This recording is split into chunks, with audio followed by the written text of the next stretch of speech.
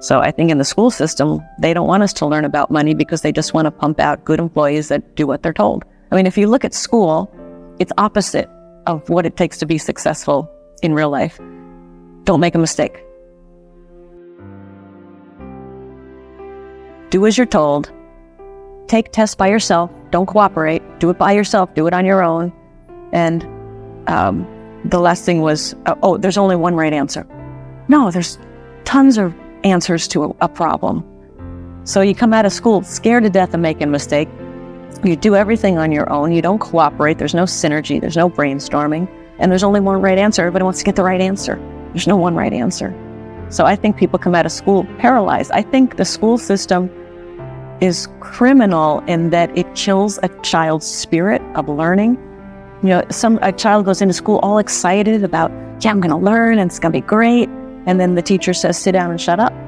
Don't talk. We don't care what you're interested in. Did anybody in school ever ask you, did the teacher ever ask you, Brian, what are you interested in? I never did. I never did. So they just teach you what they want to teach you instead of finding out what the child is interested in and teaching to that.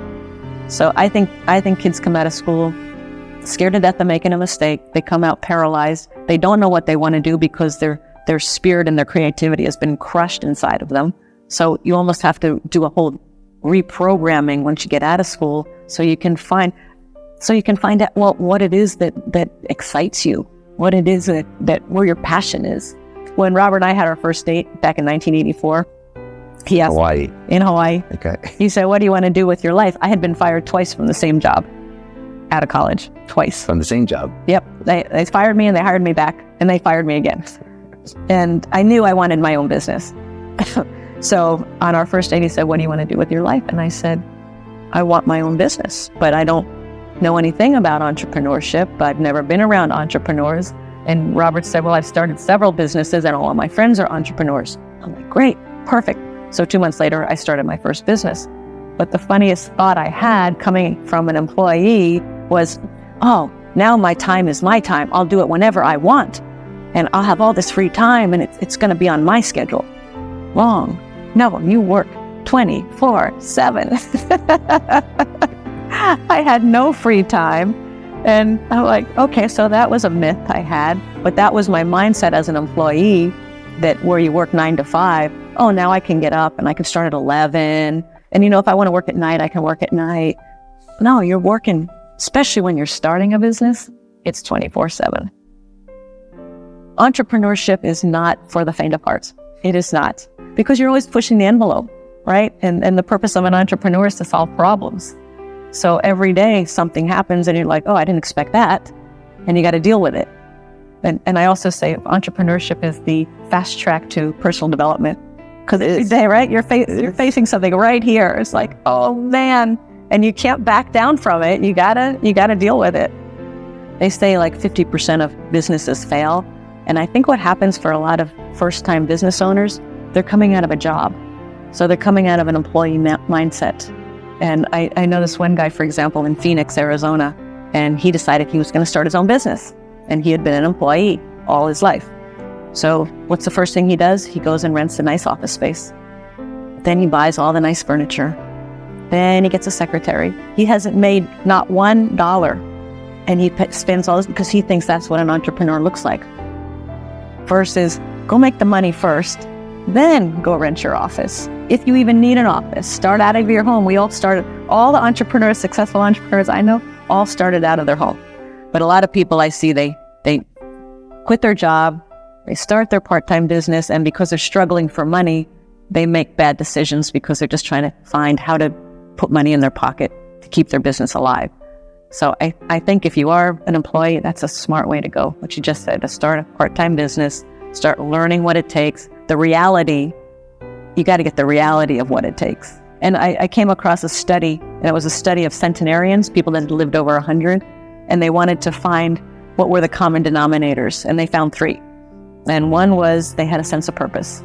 It didn't matter how big or small, but they had a sense of purpose. Number 2, they were optimistic. And number 3 was resiliency, how well you come back from a setback. When you hit that wall, do you fall down? Do you get up? Do you go through it? And I'm like, Those seem like the three characteristics of a good entrepreneur to me. Sense of purpose, optimistic, and resilient. If you're not resilient and you can't persevere, do not become an entrepreneur. They're so afraid to venture out on their own and not have the security of that paycheck. You know, a lot of times we say, if you have a full-time job, keep your full-time job, start a part-time business and work it and work it and work it. Look at what you do in your spare time. And people go, I have no spare time. Well, yes, you do. If you broke it out, how much are you watching TV? How much are you on your iPhone, playing video games, doing things that really are not important? And take that time and channel it into the business that you want to create. And we just launched a product on finding out what's most meaningful to you. Because once you can discover what's most meaningful, then decisions and life becomes so much easier, because there's more joy, there's better communication with relationships. But they don't teach any of this in school. They just say, sit down, do as you're told, take the test by yourself, and don't make a mistake. And so I think a lot of people, they don't want to be uncomfortable. They don't want to get out of their comfort zone. And the only way we grow and learn is by stretching ourselves and getting out of our comfort zone, even by a little bit. You know, Emerson said, this is not the exact quote, but something to the effect of, if you're not facing something you fear every day, you don't understand the secret of life.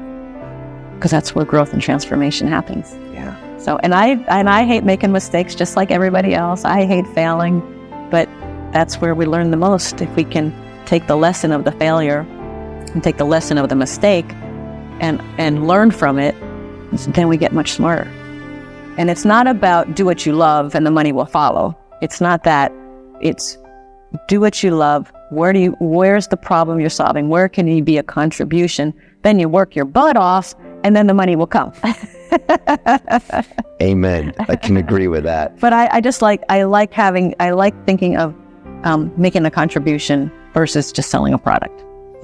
Right. And I'll say one other thing. A lot of people say, I really want to make a difference in the world, and I think my product or my service is going to make that difference.